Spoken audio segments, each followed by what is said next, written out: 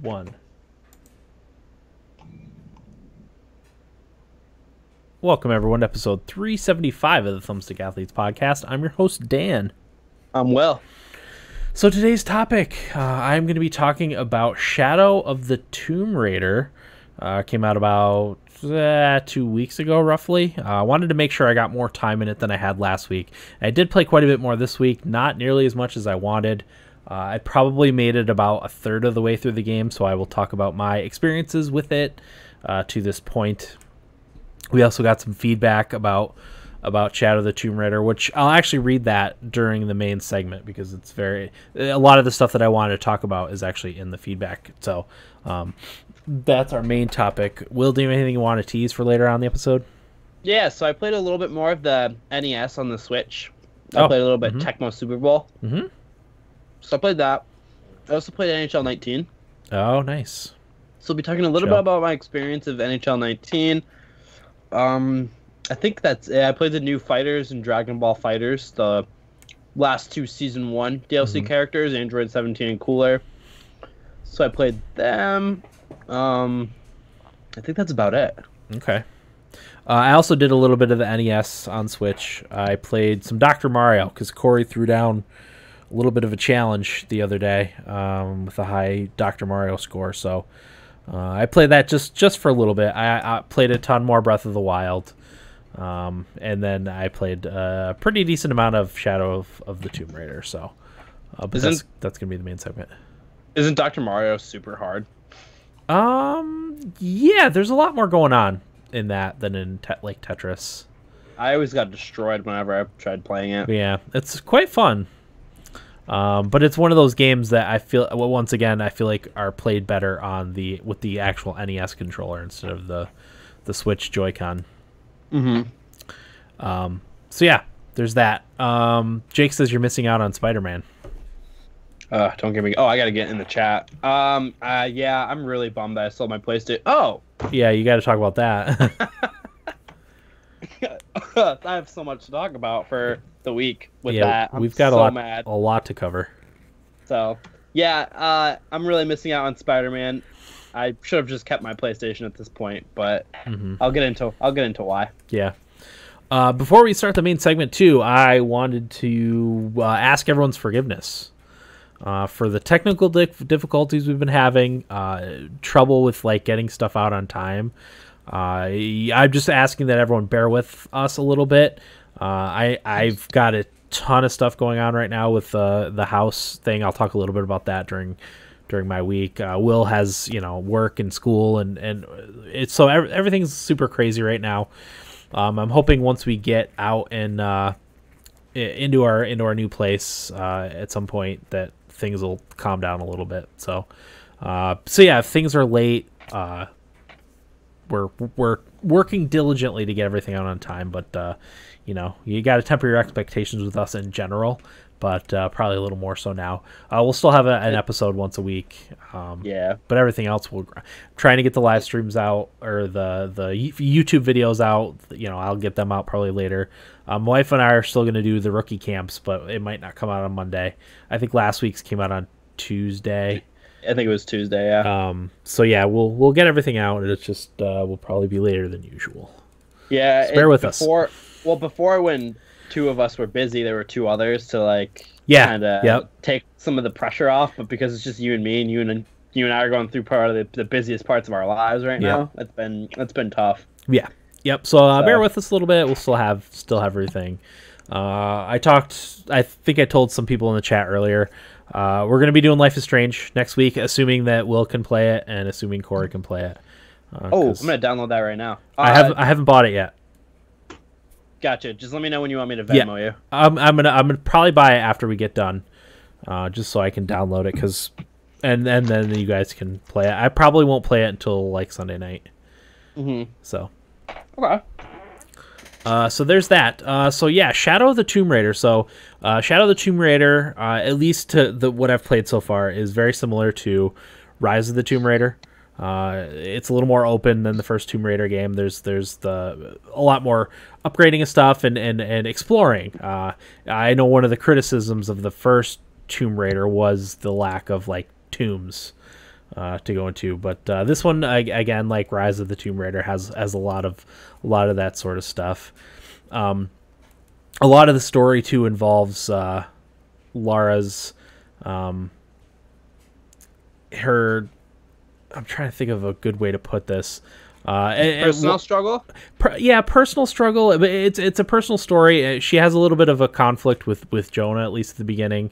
A little bit of being self-centered, and I can't even think of the right words. Like self-absorbed. Self-absorbed. Yeah, that's a good way to put it. Because it's not like being selfish. It's just she thinks everything revolves around her. Cameron wrote a good feedback in about Shadow of the Tomb Raider, which, like I said, I'm gonna read that part for the actual like main segment, because he brings up a lot of the points that I want to talk about. As far as mechanics go, it's very similar to the other game. One of the things that you can like choose to do in this one is cover. Like if you come across a mud pit, you can press E to I play it with a keyboard and mouse, but you push E to cover yourself in mud, so you're a little bit more stealthy. One of the things I've read about this game was the best way to play it is on one of the harder difficulties, and the difficulty scale is very interesting because there's obviously just the difficulty of the enemies, but the puzzles also you can increase the difficulty for. So when you use your like scout vision or whatever it's called in this game, it's the same mechanic, but where stuff is highlighted, that's not as effective on the harder difficulty level. So you have to actually like physically look for things. Okay. And then I don't know if you remember, because you played the first Tomb Raider, right? I did play the first one. Didn't beat the first one, but I played all of the second one and beat the second one. Okay. You know how there was like white paint on the places where you needed to jump? Yeah. Like that's gone on the higher difficulty level, so you really have to like observe what's around you. Okay. It's a great way to play the game because not only is it more difficult, it encourages Lara to be stealthy. Like you can't just go in and open fire and just shoot everybody. You have to sneak around a little bit, use your surroundings, use your environment to your advantage, which is really how the game, at least in my opinion, is meant to be played. Because she only takes like 1 or 2 shots and she's dead. So if you alert a group of soldiers, you take a few bullets and you're dead immediately before you can even get into cover. So I've really enjoyed playing the game that way. But it also allows you to, like I said, take in more of the environments, because the environments in this game are stunning, stunning. The people who designed the environments and the dungeons in this and the tombs in this game, I applaud them because they're fantastic. I've only experienced a small part of them. I estimated I'm probably about a third of the way through the game. I've done a little bit of the side sort of gathering stuff, as much as I can, without tying down to like exploring every nook and cranny. You know, I'm kind of trying to play that all by ear. But yeah, where was I going with that? I got off. I went off on a tangent and lost my train of thought. So you were talking about how on the harder difficulty they got rid of a lot of the help stuff. Yeah, and I feel like that's a good way to play. I mean, obviously, if you just want to blaze through it, you can have all that stuff highlighted, play on an easier difficulty. But she's meant to be stealthy. Like you're meant to jump out of trees and stab people, and her ability and skill set is more. God, my brain is just mush. It's meant for stealth play. It's meant for more of a stealth play. Yes, thank you, Will. Now, does it feel more realistic, the game, do you think? It does for me, only because I'm playing on a harder difficulty. Like I said, she can only take a bullet or 2 before she's dead. Okay.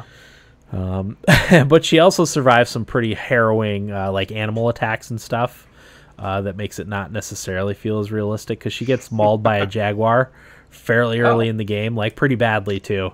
But Jonah just kind of patches her up and she moves on. So she does. She goes. Yeah, I mean, I was talking about it when I was streaming, and she's like far tougher than me. I probably, if I had been in some of the situations that she's in, I would have just laid down and died. Oh, definitely. So there is that. But yeah, no, I really enjoy it so far. I don't have a lot of complaints about it. None really. It controls really well. It's a fun game.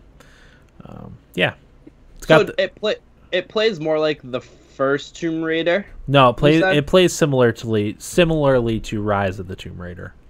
The first one's a little more linear. There's a little bit of exploration.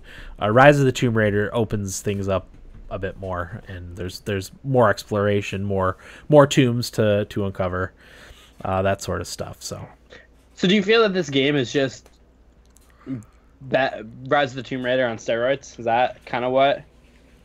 Yeah, Rise of the Tomb Raider with more killing, probably. Some bloodier. Yeah, a little bloodier. It's supposed to close up the trilogy, I guess. Okay. I can't speak to that because I haven't gotten that far, but yeah, I mean it's more involved with Trinity and what they were doing. So now, how did this game review? I'm actually not even sure. It got like 8s, 8.5s, 9s. It really, like, if you like Shadow of the Tomb Raider and Tomb Raider, or Rise of the Tomb Raider and Tomb Raider, you'll like this game. Okay. It is more of the same. It's I think like saying it's Rise of the Tomb Raider a little bit on steroids is probably a good way to put it. I really want to play it. Yeah, so. I mean, it's got the incredible action sequences. Again, this is one of the few games where I don't mind the QTEs. I feel like they're fitting in this game. Normally, I hate QuickTime events in games, but I don't know. It just the stuff she does is so cool. Like I don't mind it, and I feel like it fits in with the more cinematic parts of the game. So yeah, doesn't feel out of place or weird. No, I'm watching some gameplay. It looks awesome. Yeah. I really got to get to this. Yeah, there seems to be a lot more underwater exploring. I can't remember if there was any in the other games, but I know there's a lot in this one. Piranhas are jerks. Eels are jerks. Stay away so from you get them. attacked in the water too? Yes. I was talking about before we started the episode, there's a part where she's like kind of crawling. She's underwater, but crawling through a tunnel, like trying to get up to the air, and she gets like stuck. And I'm like, oh my god! Not only is she like stuck where she can't move, but she's underwater. Like that hit me so hard because I'm super claustrophobic. Drowning would be a really bad way to go too. So, oh yeah, that I almost had a panic attack in that part. So, be careful of that. Trigger warning, It feels so real. It gave you a heart attack almost. Yes. All right, so I'm going to call up Cam's feedback because he again brings up a lot of points that I wanted to talk about.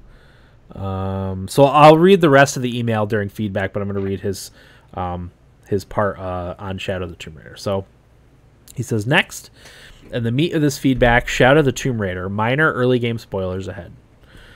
So he says, stunning cinematics as we have come to expect from Rise of the Tomb Raider. As well, there is a mix of third-person, cutscene, and controlled camera angles that I think they did a spectacular job with. An early section of the game has me spelunking, kind of, and the mood it sets with the music, camera angles, and prompted key strikes made me feel claustrophobic. When Laura finally emerges from the crevasse, I let out a sigh and noticed I was breathing quickly. I think I've been holding my breath for like 30 seconds, said to myself, wow, they nailed that section. I'm feeling claustrophobic. Ditto, Cameron, ditto. As I have continued on, there was another moment where I was diving in an underwater cave, and there are these air pockets you can find. As Zara took a big breath and dove back under, I took a big breath too and noticed that I've been holding my breath for the 20 seconds that she had been underwater. Big props for tricking my mind and sucking me into the game. But then we get into my major beef with this game. Lara just goes right back to murdering. I think literally the first combat I face is stabbing a man in the neck and shooting an arrow into his friend's head. Then it's right back to wiping out hordes of enemies. I remember when I put the game down for the night, having the thought, the only way I will really be satisfied with the ending is if it shows Lara curled up in a ball in her mansion crying herself to sleep, only to be awakened by nightmares of the men she has killed. And I think we lost Will. Maybe not. Anyway, I'll continue. And I mean, there is a section early on where she may have caused 100 people to die, and her assistant Jonas is distraught about it and trying to. Oh, that's right in the that's in the chat now. How convenient. Lara just keeps interrupting him, talking about the next artifact and the next spot to go as Jonah is falling apart a little bit. And then it struck me, Jesus, Lara is a fucking psychopath. Like, she has personality disorders of the bad kind. She needs professional help or to be locked away. It says, and of course, it breaks immersion for me a little bit when she's wiping out teams of mercenaries like she's a frickin' superhero. Just the sheer number of bodies she stacks up is almost sickening, and to the point where I don't buy her fear injected into cutscenes. She ought to know by now she's the baddest warrior to have ever lived, apparently. Let me acknowledge my white male privilege, #MeToo and all that, but it has nothing to do with her being a female or that, air quotes, women aren't capable of killing. Because looking back at many male protagonists in action games, my thought has always been that they do have PTSD and mental trauma from their experiences. I think about Max Payne. Come on, that guy was near suicidal. Kellogg from Fallout 4, Marcus from Gears of War, Geralt from The Witcher. To some extent, he's a haunted soul. The sad psychopath that is Agent 47 and the protagonist in the original Bioshock, who is brainwashed killer who becomes more and more unhuman throughout his killing spree, to the point that near the end he is effectively a big daddy. So she would be at least as conflicted, tragic, and flawed as these characters, considering the killing she does. Let's try to get Will back on here. Okay, Cam, you say, but how would you do things differently? I think I would have more sneaking, more options for staying out of combat, because it would be very bit difficult and consequences would be severe for death, as well as perhaps just fewer enemies to kill, or ultimately I would just want to see her constantly struggling with her feelings about murdering so many people. So gameplay so far is an 8 out of 10. Environment and graphics is 10 out of 10. Music and story is 10 out of 10. But mental health of Lara is 1 out of 10. So I will continue the conversation once we get Will back in the chat. You know what? Maybe we'll take a quick break and we'll continue with Will once he gets back. Right after a very brief break.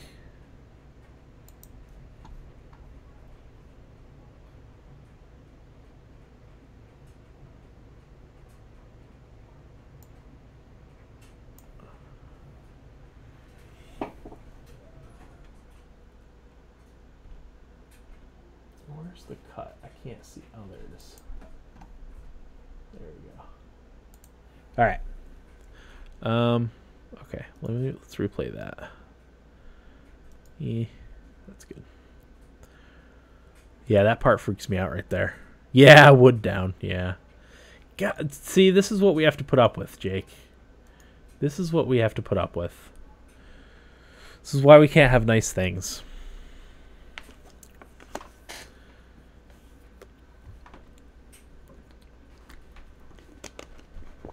So those watching on YouTube will restart the episode as soon as Will gets back on.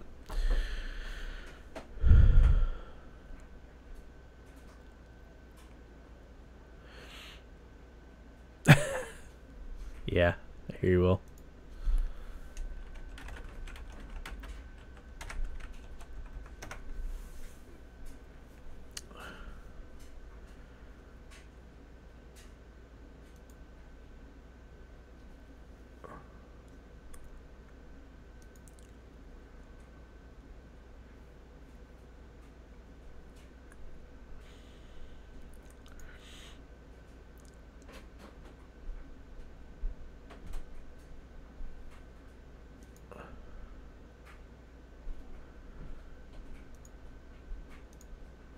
Yeah, ours is bad to the point where New York State wants to kick the main internet service provider out of the state completely.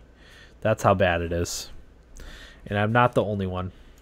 Obviously, Will's having bad internet. A lot of my friends have bad internet. So, Will, that's the first disconnection of the night. I'm so annoyed. Yeah. There's no reason for it. Like, what do we live in, Uganda? I know. No, Uganda has better internet. How dare you bring Uganda down to our level of internet? How dare you? Yeah, it's embarrassing. I literally every day, 3, 4, 5, 6 times a day it goes down.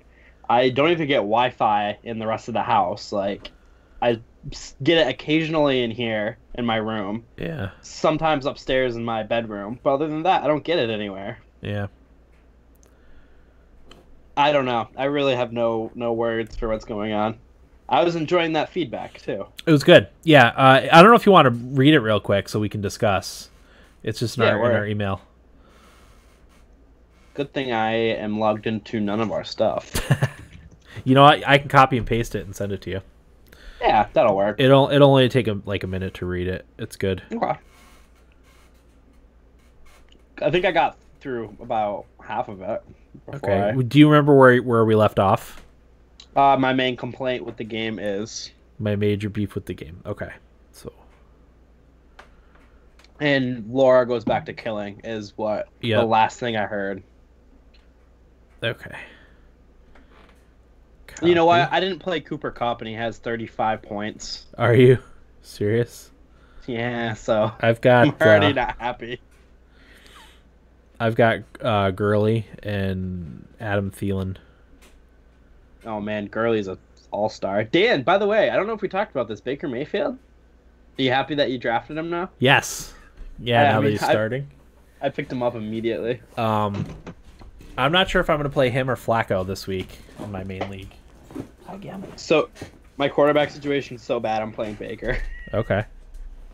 Because Mariota still can't throw the ball. He got hurt, right? Yeah, he only in football is not having feeling in your entire arm. Just like, oh yeah, okay. Uh-huh. Because he still can't make throws because he can't grip the ball. Wow. But he won them a game last week. Yeah, well, that's a good team, the Titans. Yeah, they're really underrated, in my opinion. Yeah. Hi, Gib. Ow.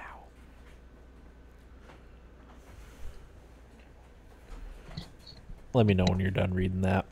We can continue. All right, give me one sec.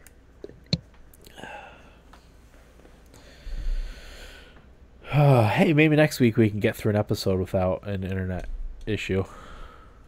If we're lucky. I know.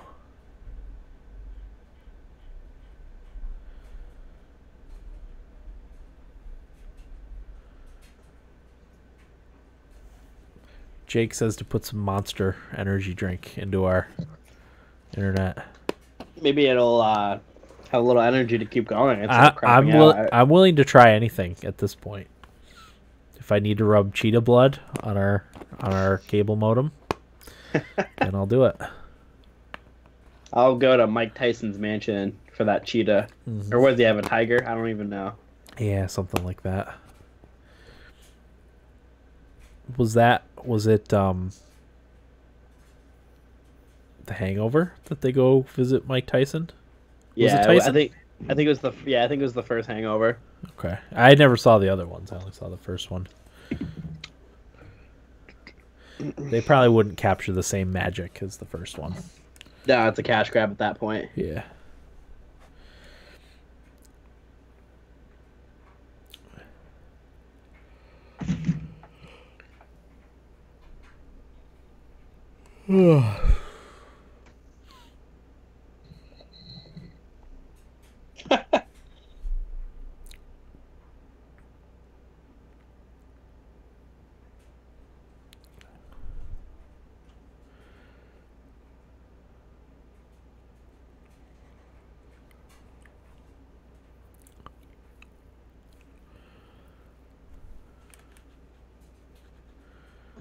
Okay.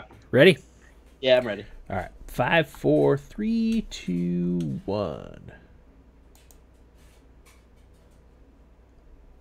Okay, and we're back. So yeah, Will's back. That's just the first internet disconnection of the night. Hopefully we don't have any more, but I am not going to count on it.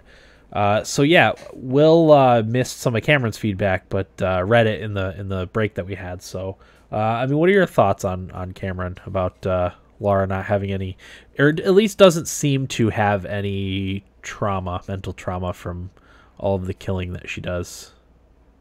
So there's two schools of thought with me on that. Mm-hmm. Yeah, I think that's unrealistic, and it kind of dehumanizes her a little bit. Yeah. But at the same time, it is a video game. Right. So, I don't know. When I'm playing Tomb Raider, I'm not looking for... When I want a game that's going to make a little bit more of a statement, I am looking from like Life is Strange, or like, you know, to make more of an impact on mental health, like something like that. Tomb Raider isn't something that I would go to for that, and it's not to discredit his criticism, because I think that is very valid. It's just something that, I don't know. I just think that maybe it wouldn't bother me as much as it bothers him, but that's fine, because, like I said, I look at Tomb Raider a little bit differently of a style of game. I'm looking to be kind of, you know, killing a bunch of people, raiding tombs, you know, being awesome. Yeah. My thought is actually, I wonder if to an extent she dehumanizes Trinity specifically. And, you know, because she feels like, and I don't know if this would have an effect anyway, but she feels like she's saving the world if she's able to, like, compartmentalize things better that way. And, you know, because she thinks she's doing, and she may be, I don't know, she thinks she's doing good for the world, that it doesn't bother her as much, you know. Mm-hmm. So that could be a justification. Yeah, she could definitely have, like, brainwashed herself into thinking everything she's doing is all right, you know. Yeah, and you get a sense of that. Like he talked about and I talked about it last week, the argument between her and Jonah, when he's, you know, trying to help the people who just had their village flooded.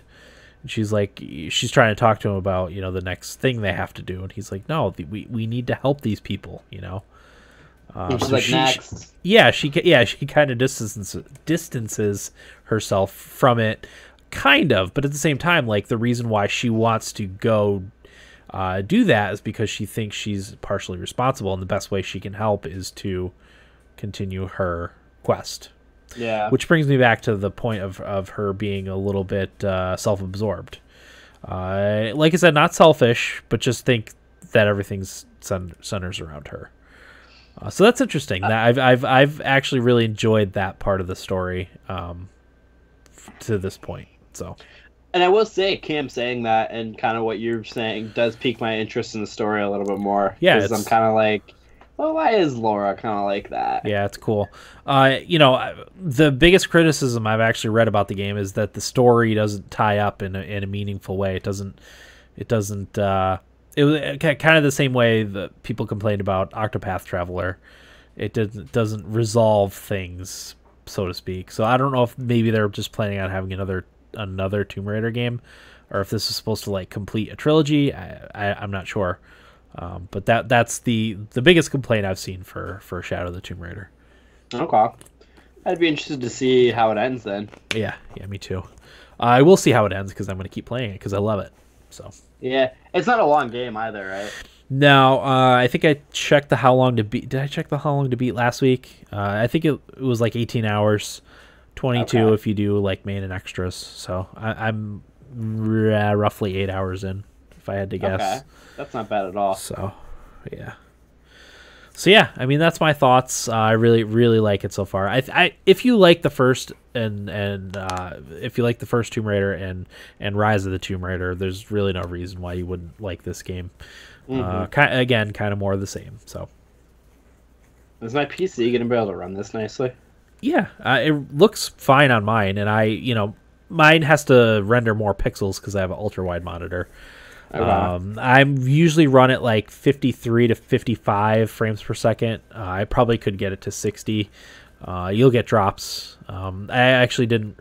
I was getting like 45 frames per second when I was streaming just now, which was noticeable. When it gets into the high 50s, it's fine. Yeah. Okay. There's kind of so much going on that you don't pick out the tiny frame rate changes. Okay. So, yeah. I generally don't notice that until it dips below 30 anyway.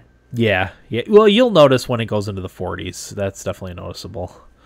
But yeah, if it's in the even low 50s and above, it's pretty smooth. So yeah, it's good stuff. Yeah. That's all I have. Nibblebits, Will?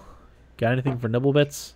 I Yeah, so a little bit of Dragon Ball Fighters news. They added, sorry, I'm sick and getting over it, so I might cough occasionally.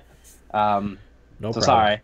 But they added 2 new characters, Android 17 and Cooler, which is really cool. They also added a new stage, the Galactic Arena, which is another really cool thing. And they added, I didn't know this was a thing, but they added like groups for your favorite characters, and then they host competitions based off of that. So say my favorite character is Gohan. I would be on Team Gohan, and every fight that I win would get points towards my team. So it's kind of like a fanboy club within the game, which is kind of cool. And they're also adding Halloween costumes and colors and all those sorts of things to the lobby, and different outfits and stamps and all those cool stuff. So, and they also gave you a bunch of Zenny to be able to spend on these caps to get this stuff. So nice. Yeah, a lot of stuff added to the game. I'm a huge fan of Dragon Ball Fighters. I think people who like Dragon Ball should get it, regardless of if they're big into fighting games, because I think it's a pretty easy fighting game to pick up. It's a lot of fun. Oh man, sorry. Last but not least, Fallout 76 won't be featuring a crossplay feature. Will be or won't be? Won't be. At all? Yeah, will not be featured in crossplay. So all the platforms are their own separate ecosystems? Yep. That kind of sucks. Yeah, they said, this is the tweet from Pete Hines. He said, "Folks, chill. I work with a lot of devs in games for whom this is important going forward. Fallout 76 does not support crossplay for a number of reasons. I have no idea if it ever will, but I assure you it is not on the radar right now." Huh. Interesting. Yep. How does Elder Scrolls Online support it? But this doesn't. I don't know. I wonder if it has to do with PC. Well, I guess PC is Elder Scrolls Online too. I wonder if the consoles and PC separate, or are they the same? I don't know. Maybe Fallout 76 is just too tough of a game to do it. Yeah, because it's more twitchy. More twitchy, yeah. There's a bigger, more lively world, I guess, would be a way to put it, as opposed to kind of like the MMO world. Right. Yeah, I don't know. So that's a huge hit, in my opinion. Yeah, and also it not coming to Steam for me is a huge hit. Yeah, they've really, you and I were on board with it, but they kind of really dug themselves. Yeah, I'm not buying another game on another client. I'm just not, especially if it's only going to be one. The only way they can get me to buy into this, and it would be grudgingly, is if they only release their PC games on this client from now on. Like I read, what was I? Where was I going with that? Dang it! My brain is just such mush today. We're aggravating. Sloppy today. We're very sloppy. God, it's been a day. But yeah, no, that's the only way I would buy in, and it would be very grudgingly. Apparently, it's supposed to come to Steam at some point, or they didn't rule out a Steam release. But I'm not getting it if it's just going to be on the stupid Bethesda client, Bethesda PC client. Yeah, because I don't want that. Oh, but this is not one of my nibble bits, but this is related. Phil Spencer. Phil Spencer announced the keyboard and mouse support for Xbox One. So if keyboard and mouse support comes to like all of the Xbox games, I could see myself getting an Xbox One X and playing games on that. You did say that's what you were waiting for. Yeah, no. If I could play Tomb Raider with a keyboard and mouse on an Xbox One X, I would totally do that. Because PC games are starting to add the option to have 60 frames per second. That's all I need. I would like to play games at a higher frame rate, but I don't need to. I love my ultra wide monitor, but if I play most of my games in normal 16:9 resolution, that's fine. That's something, because my PC is getting to the point where it needs to be upgraded. Like, I need a new processor, I need a new motherboard, I need new RAM.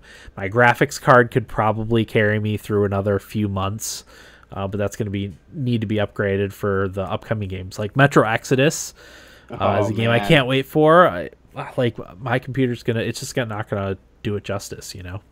It's gonna melt when you try to play it. Yeah. So, and I need it to record the podcast. You know, I've no other way to do it.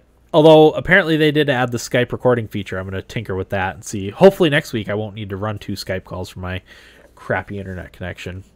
Yeah. So, Jake in the chat says I like the wall stealth stuff in Tomb Raider that's going on in the stream. Yeah, that's a cool part.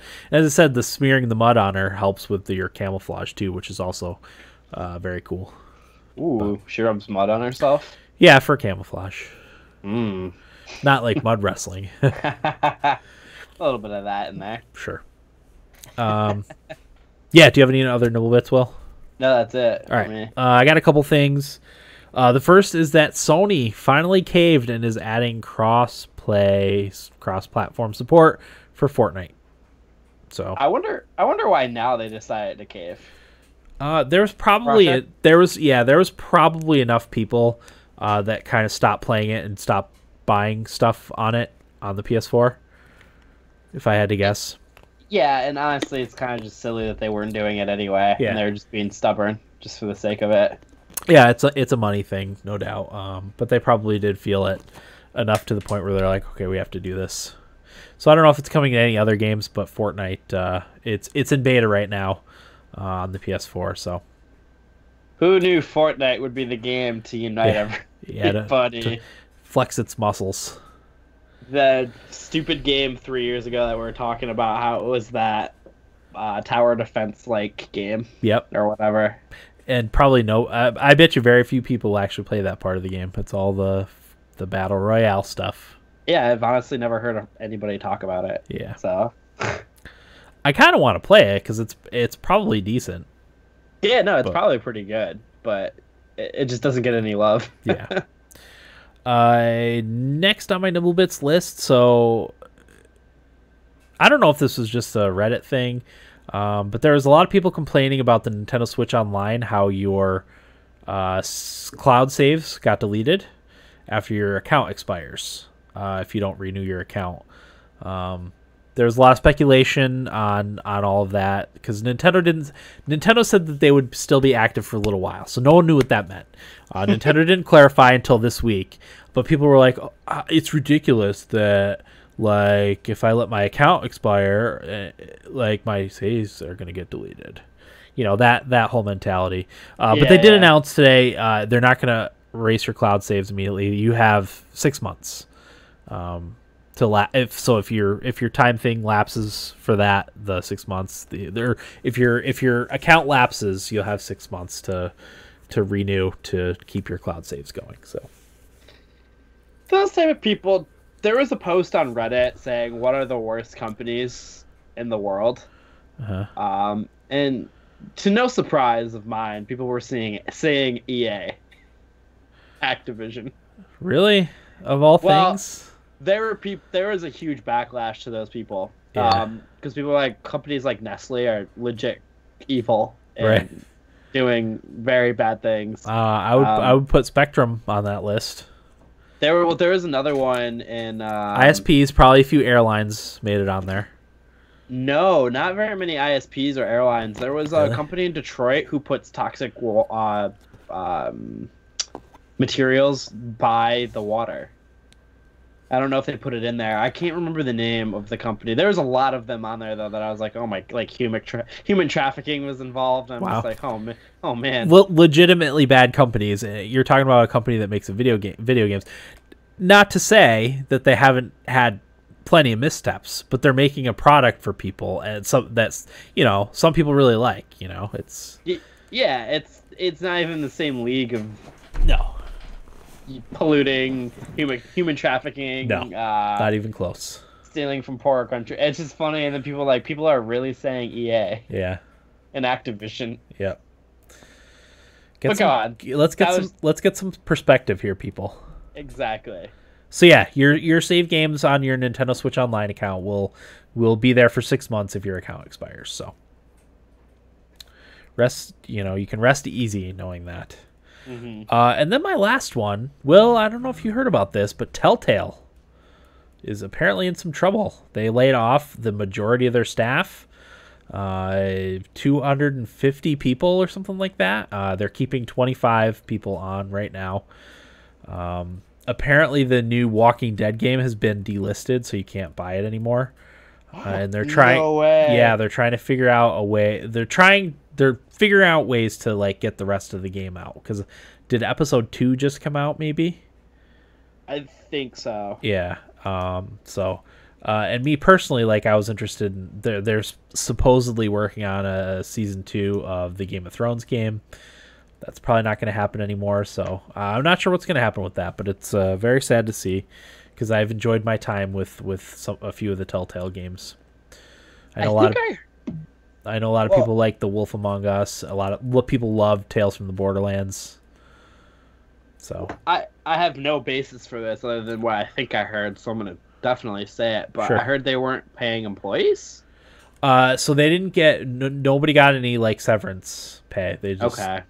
And I think once they got fired, there was only like 9 days left on their health insurance that they got through the company, which is really bad. That's not something that that most people can stomach. So Yeah. Ouch. That's not good. No. Well, hopefully all those people will find jobs really quickly and land on their feet. Yeah. You don't like to see that. No, definitely not. So yeah, And hopefully Telltale figures it out too. Yeah, absolutely. So they're still out there doing their thing. Yeah. So there's that. And then I think that's all I had for Nibblebits. There's something else I wanted to talk about, but I forgot. So how was your week, Will? Good. It's been so busy between work and school and just general life stuff. Last week I talked about how I sold my PlayStation. Yeah. Sold to one of my best friends down in Florida. Did everything with it. Checked to make sure it was running. Had mom pack it because she's way better at that sort of thing than I am because I would break it. Played it right before we packed it up. Paid to get it sent down there. And then, all of a sudden, my friend gets it on Friday. I sent it out on Wednesday. He gets it. Doesn't work. The power, for whatever reason, it boots up. And with the PlayStation, there's that line up the middle. Yeah. That when it boots blue, that means it's booting up and getting ready. But as soon as it turns white is when the console's active and, the power is running. It just stays in the blue powering up state. And worse is, I guess you can get it into safe mode, but I guess if it doesn't go into safe mode, it has to be serviced by Sony. And guess how much it is to service it? How much? $99. Really? Yeah. So the money that I sold my PlayStation for, about 2/3 of it is going towards shipping and then fixing it. Ugh, that's terrible. So I sold my PlayStation for no reason. Yeah. Pretty much. So I'm really, really, really mad about that. I didn't expect to take an L on that one unexpectedly, but here we are. And it worked fine with me. If it was with me, probably would still be fine. Yeah. I'd be playing Spider-Man right now. Damage in shipping, right? I mean, that's got to be what's happened. That's what I'm assuming. I know they don't take care of their packages sometimes. Yeah. So that's what I'm assuming happened. And of course I didn't get the insurance, so I'm just gotta eat it and then deal with it. And I feel bad because I know my friend doesn't think I was doing anything to rip him off, but even me, he wants to play the new Spider-Man. He bought it because of the new Spider-Man, and he gets all my other games, and I just hate making him wait longer. Yeah, sure. So I was really mad. I did everything I could. I bought him a new power cable because I thought maybe the power supply cable is busted. Yeah. Maybe because it got overheated where all my other consoles were, but no, it seems that it needs to be serviced. Yay. Yeah. So there's that. I've been getting over being really sick, so I'm at that phase now where when you cough a bunch when you're kind of getting on the tail end of being sick. That's where I'm at now. But the worst part about it is at night when you're laying down. Oh yeah. Brutal. Very brutal. Yep. Last night I was up until 5 in the morning, having bad coughing fit. So I'm a little sleepy today. That's why you see me drinking a Monster. Uh-huh. It was so bad that I was like, screw it, and I just played video games. Yeah, I've had nights like that too. You're just laying in bed being miserable, so you might as well distract your brain doing something. Yeah. You know? Well, last night at like 2 in the morning, 3 in the morning is when I sent that text asking Eric about the new NHL. Yeah. So I mean that's what I was doing because I had nothing else to do. So, there's that. I'm trying to think what else. I know you have a lot more to talk about, Dan. So I'll let you take it over from here. Yeah. So for last week's rookie camp, me and my wife played the Telltale Game of Thrones game. We watch Game of Thrones just about every night. She had tried the game briefly, like a long time ago. Maybe I don't know if when it first came out. I don't think that was the case, but she that was what I decided to play because of the Telltale news, and us being as into Game of Thrones as we are. So that's what we played.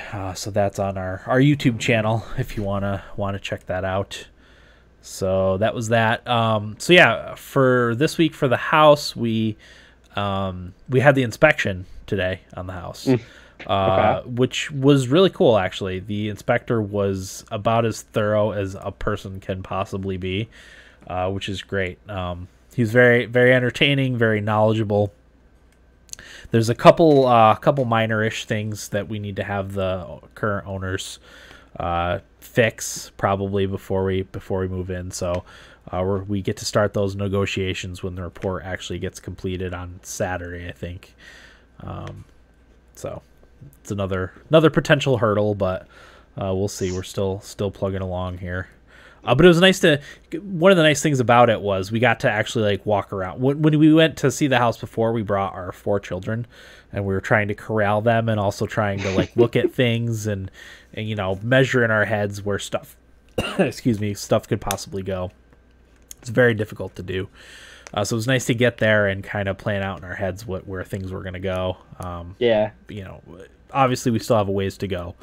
There's things that can happen that the deal will fall through, but we're positive at this point about it. So what if you don't mind me asking, what's move-in? Like, what's the tentative day that you would move in? So the closing, at least for now, is scheduled for the end of October. I think it's 29th or 28th. Gotcha. Could get pushed up, could get pushed back. It depends on how things go. It's a very, very long pain in the butt process, especially in New York. Yeah. So, yeah. Okay. Yeah. I was just curious with that. What the time frame would be. So we're hoping, and then we have to get this house ready because we're not going to sell this house. We're going to rent this house out most likely. So once we determine that things are probably going to go through, then we have to start preparing this house to be rented, which some minor stuff. It's mostly like some painting and obviously like thorough cleaning, that sort of thing. But we started like cleaning out the basement already, packing stuff that we don't need right now. So we're trying to slowly do that stuff because even if ultimately this house doesn't work out, we still have to get a bigger house. Because it's just too darn small here. I'll buy it, Dan. If you want to. If I had the money, I would. But yeah, I mean it's a nice little house. It was perfect for us when we were first married, and even when we only had 1 child. But once we got to 2, things were a little more compact there. Now that we have 4, things are very compact. And since my twins are like fully mobile and into stuff now too, it's just we need a bigger space. Can't be contained. No, they cannot. So there's that. You're probably familiar with this, Will. Instacart? Oh, yeah. Yeah, I signed up to be an Instacart shopper. Yeah. Are you really? Yeah, so I've been trying to find something that I can do part-time other than my computer stuff. The problem with my computer stuff is it's very inconsistent. I'll have a month where I build like 20 computers, and then I'll have like 3 months where I have nothing. So it's very inconsistent. So I'm looking for something that I can do just a little bit of to make a little bit of money. And so I signed up to do the Instacart thing, which for those of you that don't know, it's like a delivery service. So the Instacart people will go pick up the stuff that you put in your order. There's a few different stores. I know Wegmans is one of them. Petco is one of them.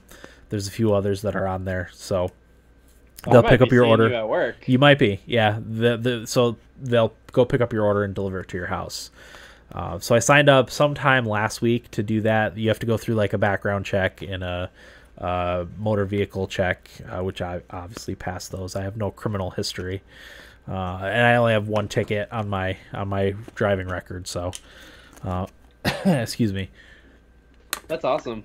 But yeah, I wanted something that was like super flexible.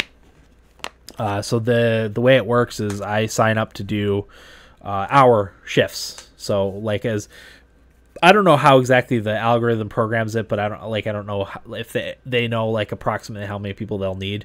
But I go through like every once in a while and I'll pick up hour-long shifts. So like I'll first start Monday night. And I'm pretty sure I'm just going to be doing the deliveries. Someone else will do the shopping in the store. They'll pass off the order to me and I'll go deliver it. So there's different ways you can work. And I just did like 8 to 10 on Monday, 8 to 10 on Wednesday. And then I think I'm like, that's at night.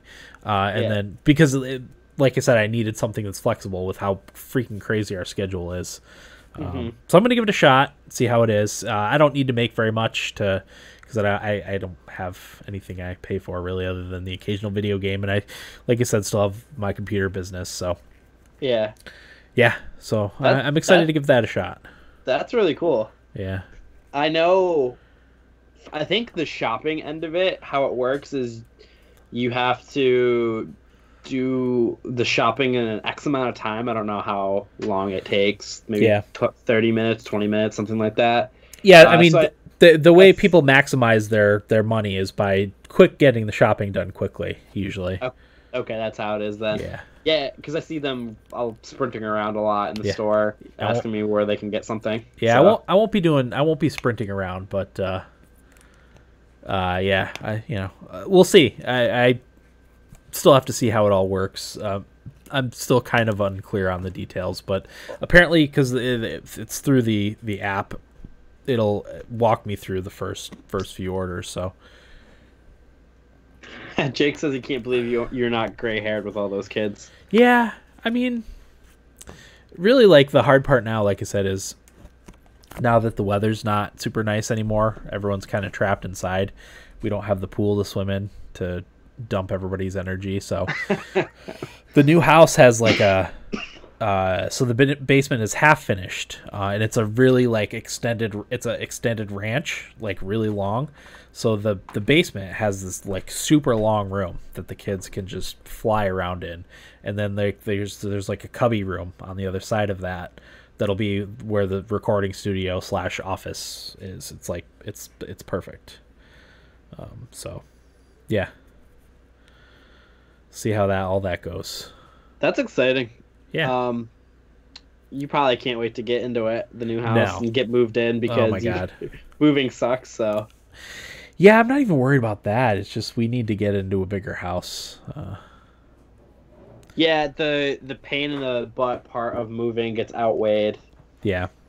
By the fact that you guys need a better house or a bigger house. Yes, and we get to purge stuff that we don't need anymore, which is also nice. Because like I said, even if we don't end up getting this house that we're working on right now, it's going to be something else, and it's going to be hopefully within the next few months. Yeah.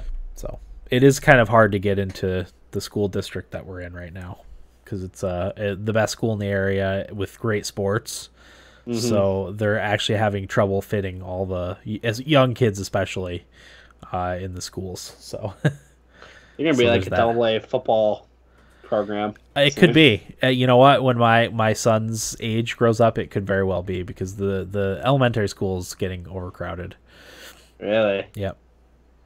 That's interesting. I wonder what they're gonna do. Yeah, I don't know. I know they got a big capital project to to put an addition on the elementary school. So. Oh, really? Yeah, but that's years from now. Before that's all done. So. Yeah, those big construction projects take God knows how long. So. Yeah. But yeah, good stuff. Like I said, we have we have a lot going on, so bear with us with the time frames and everything. And the lack of solid internet is really hurting things. It's really troublesome. It's about time for yours to go down. Don't tempt it. It went down twice when we first started. It's actually really good that you were late, because otherwise the episode would have been interrupted twice, which is annoying to fix. Yeah. So yeah, it ended up working out perfectly. So. Yeah. All right. Let's get into what we played. Will, yeah. I'll start with you. I'll talk about the new NHL because I'll get into my complaint in a minute, but I really like the new NHL. Uh-huh. And here's why. Dan, do you remember when NHL took the more realistic approach? Yes. You know how, like, when they were skating, the players out there, like, it felt like the players moving was very slow, and they took real life physics with their body movement way too seriously. So if you were trying to, like, cut on a dime and go move in another direction, you just couldn't. Yeah.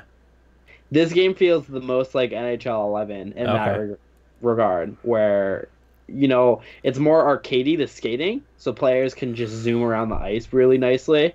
And that makes it, in my opinion, way more fluid, way more fun, way more fast-paced, because you get to be able to really just, like, bomb around on the ice, get passes off, like, do harder cuts and everything like that. And I really like that style of the game so much more. Nice.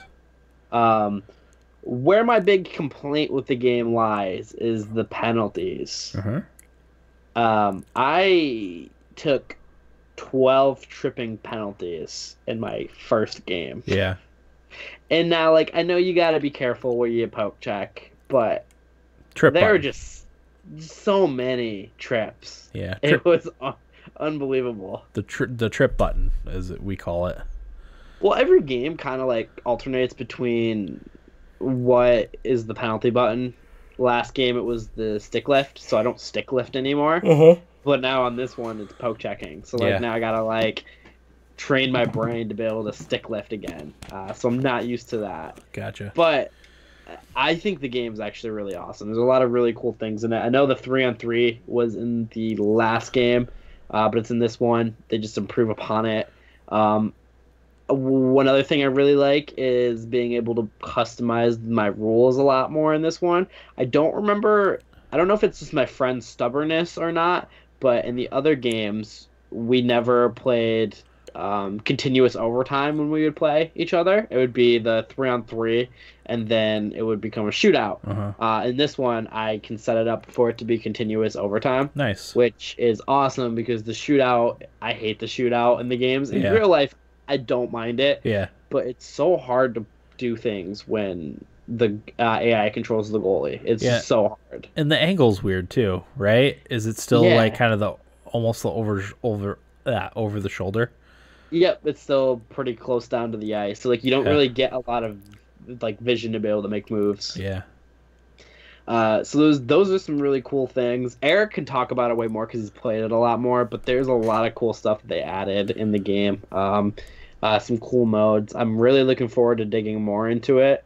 You know, the Leafs are really fun to play as, so that's exciting. Updated the rosters, so Eric Carlson's on the Sharks and Pacioretty's on the Knights. So nice. I was really just kind of screwing around with the game and kind of experiencing it. And from everything that I've played so far, it feels, in my opinion, the most like NHL 11. Okay. I'm wondering if we're coming up on going back to arcade hockey games, kind of more arcadey, and we're going to have a couple ones that are like that, and then we're just going to swing back to the realistic games and then back and forth.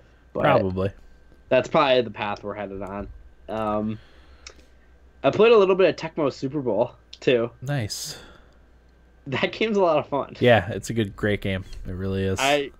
was bored Thursday night after the Browns won their first game, so I was like, I'm gonna play some Tecmo Super Bowl because I don't have the newest Madden, and I was like, I'll be Cleveland, why not? So I just was playing Cleveland, and it was just like, it's so fun to play. Like, I don't know how to play really. I'm just kind of like choosing to play and just kind of either bombing the ball or like running it. And it's funny, like running the ball is so much easier in that one than it is in the other games, like the newer games. I don't know why. I just was rattling off 10-yard runs and more. I don't know. It's just a lot of fun to play those old school games, and I think Tecmo Super Bowl holds up fairly well, in my opinion. Yeah, I would agree. It's a lot of fun.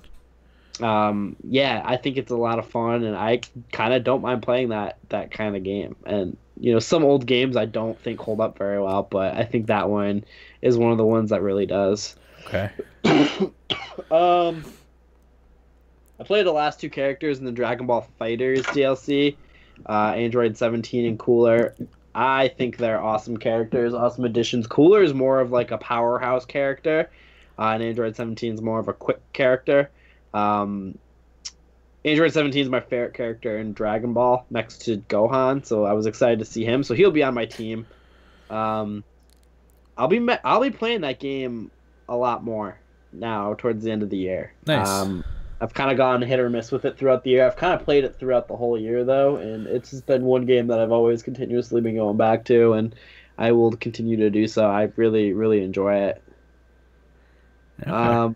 Other than that, Dan, I think that's all I've played. Nice. Not to change the subject, but Adam Thielen and Todd Gurley are lighting it up for me. So, yeah, I saw Thielen's touchdown catch he just had. Yeah, not too long ago. Yeah, and Gurley has almost 200 yards or something like that. I don't know. He's only got 67 rushing, but he's got a few catches, and I didn't see how many yards he had. But I know his receiving. Okay, yeah, his receiving yard is his touchdown is a receiving touchdown, not a rushing touchdown. I think, in my opinion, the Rams might be the best team in the NFL. Yeah, I think they're getting whooped by Minnesota right now, though. They're beating Minnesota 38-28. Oh, okay. So why? I don't know. I had that backwards. Just like I said, it's a long day. It's at it quick. Yeah, no, they're playing pretty well. Jared Goff. Yeah, This is a couple weeks into the season, but Kansas City, Los Angeles Rams, Super Bowl. Patrick Mahomes, man. I know. I would love to see that though, because neither of those teams have been. When's the last time the Chiefs or the Rams were in the Super Bowl? Oh man, long time ago. Were the Rams ever in? I think so. Rams play the Patriots, right? Yeah. Yep. The greatest show on turf with Kurt Warner. So that was the last time with them. I don't know about the Chiefs, to be honest. This is a while ago. I know they won a few of them early on, but I think it's been a very long time. But that would be a cool Super Bowl. I know this is an aside, but what I love about the Chiefs this year is a lot of quarterbacks throw these check down passes to the running backs, and it's so boring. But Patrick Mahomes' check down pass is a 35-yard pass. I want to see the Chiefs play on TV because I haven't been able to watch. I watch highlights. I don't know. What sold me on him was the play where he had to scramble and he ran around for a little bit and he ran off to the side and then threw a dart into the corner of the end zone for a touchdown. It was 35 yards on the run or whatever. Yep, to Chris Connolly. This dude's awesome. Yeah. Fun fact about Mahomes' draft, Dan, the Giants were getting ready to draft him, but the Chiefs jumped ahead. Okay. Traded ahead. Yeah, right in front of it was a couple picks before the Giants, but they did trade ahead to take Mahomes. Uh-huh. So Giants reportedly really wanted to draft him, but they thought they could get him later. Yeah, dude's good. He's real good. Yeah. But anyway. Got that beautiful head of lettuce, too. Yes, he does. Yes, he does. But anyway, that's an aside. Still playing a lot of Breath of the Wild. I won't talk about that. I played Dr. Mario on the NES classic games on the Switch. Mm-hmm. Really good experience with that. I think I talked about it last week. I may not have, but The UI for that is really really nice looking for a classic game client. Yeah, it really, is, right? Really works very well. At some point, I would like to invest in the classic controllers for the Switch, just because playing those games is just so much better on the actual controller you're supposed to play it on. As of right now, I'd rather play those games on my NES Classic. But it's hooked up down here, and I don't sit down here to play video games all that often. So we can't have things with cords with the twins around because they pull on cords and rip stuff off of shelves and stuff. So we can't really have it out yet. Once I get a little older, I can put it back up on the main TV. But yeah, that's good stuff. Feel like I played something else. No, I didn't. Oh, you know what? I wanted to download the new Nintendo mobile game. Whose name they put out another one? Yeah, it's like an action RPG. Ooh, really? What's it called? Did it just come out? Yeah, I think today. Wonder Song? Nope. Is it like Dragalia Lost or something like that? I think I have it on my wish list. Nope, wrong one. Dang it.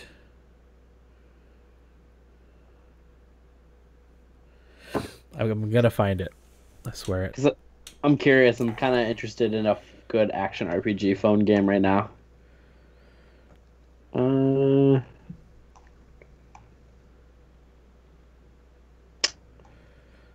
going. It's Dragalia Lost. That's what it is. Dragalia Lost. Yeah. Some people really like it. Time to look on the old iPhone. Yeah, I'm gonna download that and give it a shot at some point. Hopefully. Is it free? Yeah, free to play. I think it's got microtransactions. I know it has microtransactions because that's what mobile games do. So that's what I played. I really don't think there's anything else in there. So we will get into feedback.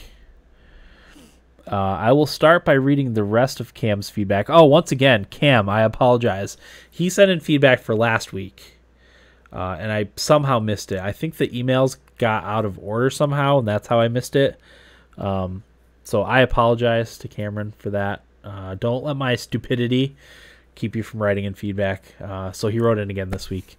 So I'm going to read the rest of that. I obviously read the first part during the main segment. So it says, long time since I wrote in. It's weird. I know that the important thing is contributing what you have got and not waiting for pure gold. And I enjoy the feedback from others, so I should write in more, but I'm always thinking I don't want to waste your time. Never a waste of time for us, Cameron. No, never. Like I said, I'm just an idiot and didn't read it last week. Stupid. He says, anyways, first off, still waiting for an email for e-transfer. I swear it would be easier to donate to ISIS than this podcast. Yes, it would. Next in the feedback, Shadow of the Tomb Raider, minor early game spoiler. So I read that during the main segment.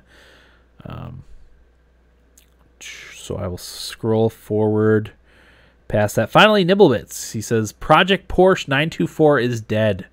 Way too much to do, way too much money for parts, just costs just too much.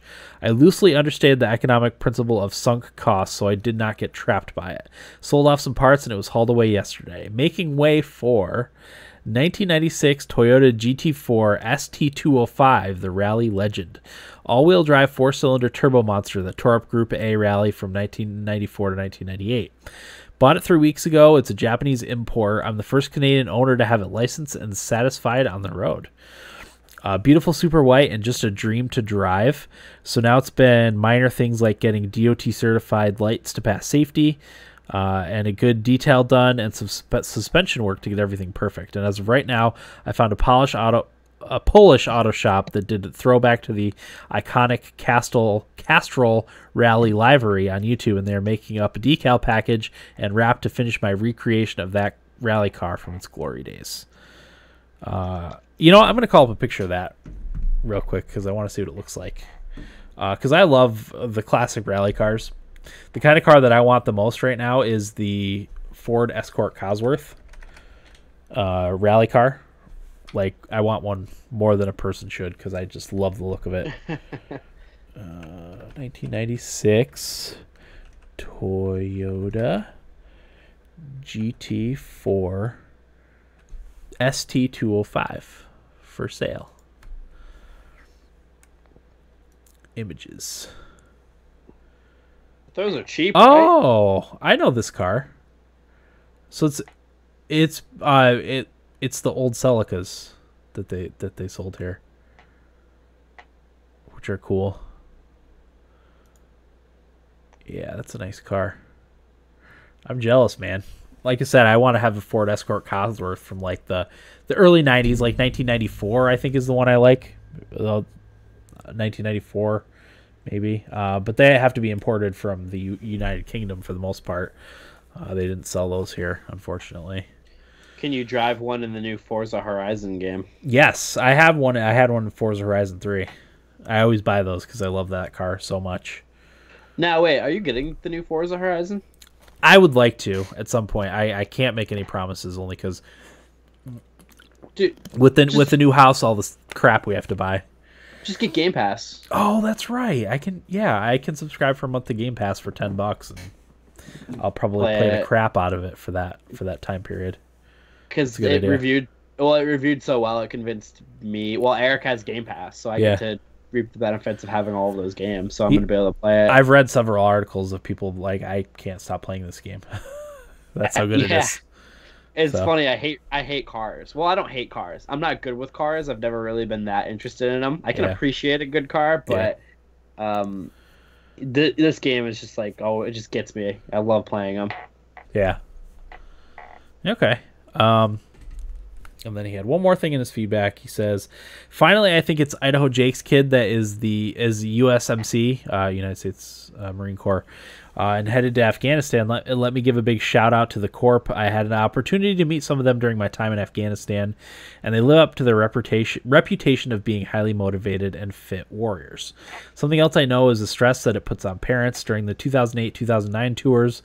Both my brother and I deployed to Kandahar, and at the same time as infantry, and I'm sure my poor parents aged decades during those 6 months, especially as the casualties mounted. But take some solace in that he will learn a lot about himself during his time deployed, and hopefully have as much fun as we did. And if he's anything like me or my brother, he will be fighting to get back there as many times as he can. Anyways, athletes, thought we might not always write in, though we might not always write in, we are always listening. Keep up the good work, Cameron." So thanks for that, Cameron. Once again, I apologize for not reading your feedback from last week. I feel really bad about that. But as I said, it's just my stupidity. So the next is from Tate, who says, "Hey guys, I just want to say how excited I am for the holidays this year. I already requested paid time off around Thanksgiving and Christmas, which equates to 3 total weeks off for me. I also am really excited because I plan on playing a lot of video games over that time. I plan on playing XCOM and Firewatch over Thanksgiving. And then whatever new game I get around Christmas for my wife will be played as well. Do you think diving into XCOM over Thanksgiving is a good choice? After listening to old episodes, I am convinced to play it by you guys, so thank you for that recommendation. Anyways, hope y'all are doing great. Taterade out." That's a great game to play over Thanksgiving. That's something you're going to want to binge play. But at the same time, it can be frustratingly difficult. And we lost Will again, so that's just grand. But yeah, Tate, XCOM, I can't say enough good things about. I really love the first one. I also like the second one. I know Will didn't like it as much. Was it Corey too that played it that didn't like XCOM 2 as much? But I, however, did like XCOM 2. But the first one's a good one to start with. I also only did the Enemy Unknown.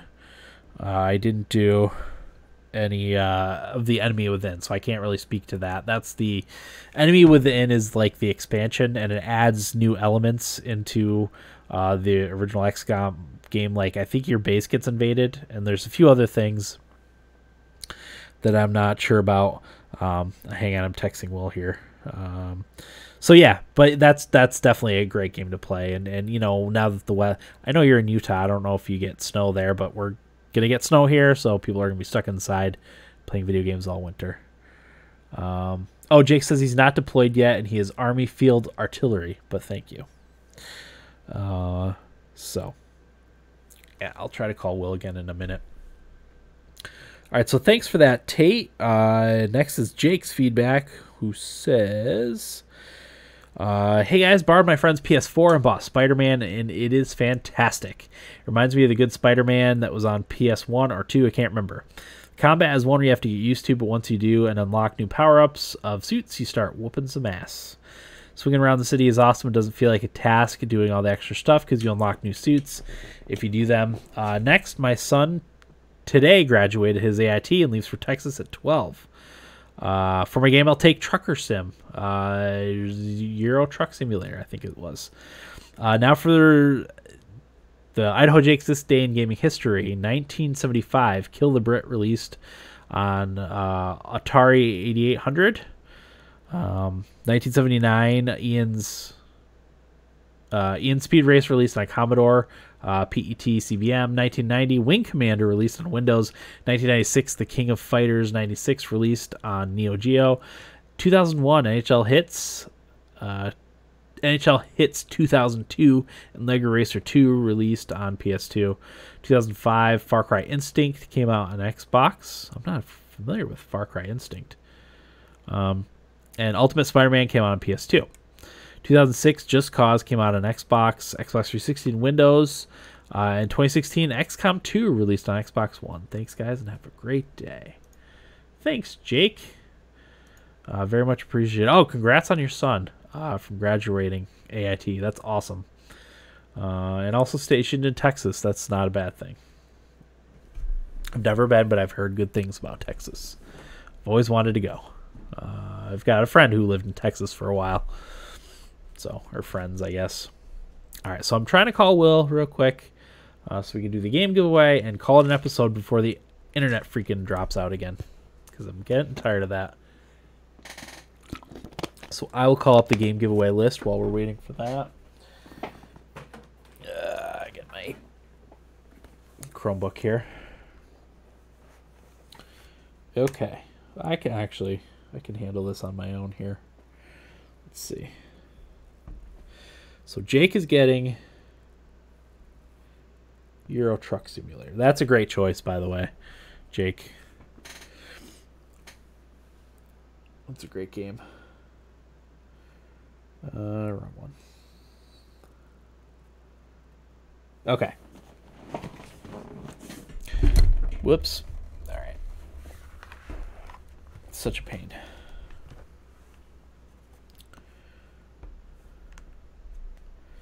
All right, so 1 to 3. Cameron's 1, Tate's 2, and Jake is 3. I'm going to call up my random number generator.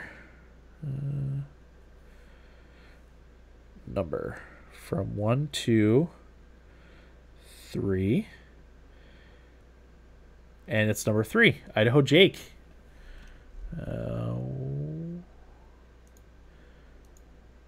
Add Will to the call.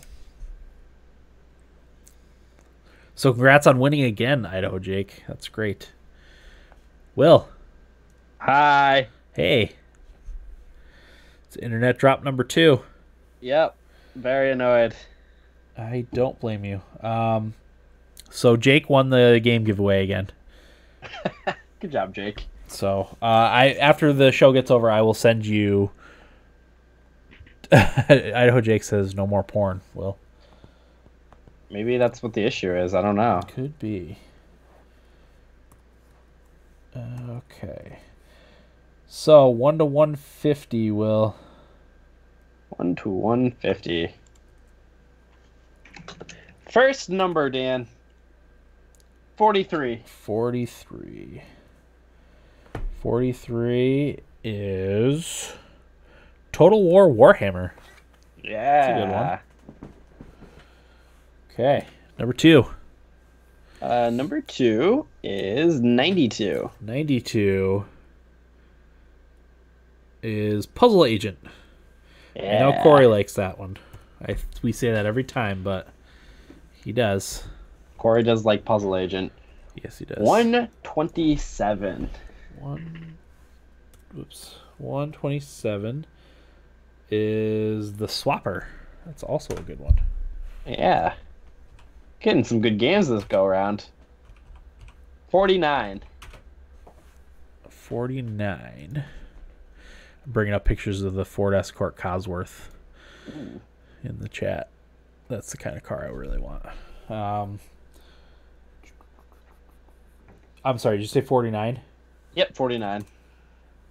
49 is Hapiko. That's another good one. Yeah, I know that's come up a few times too. Finally, Dan. 35. 35.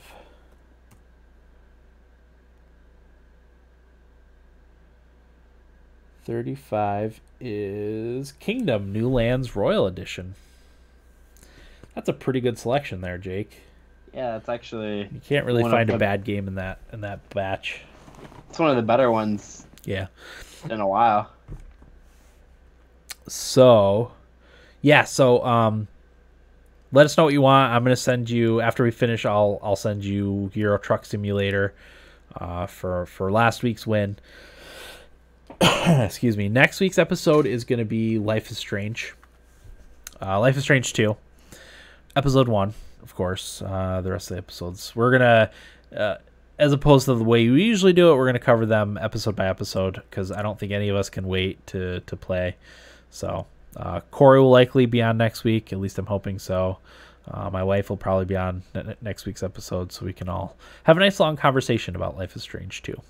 Ooh. So, yeah, that's everything. Will, you have anything else you want to say? No, I got nothing else. All right. So that'll do it for episode 375 of the Thumbstick Athletes podcast. I'm your host, Dan. I'm Will. Thanks for listening, and get out of my basement.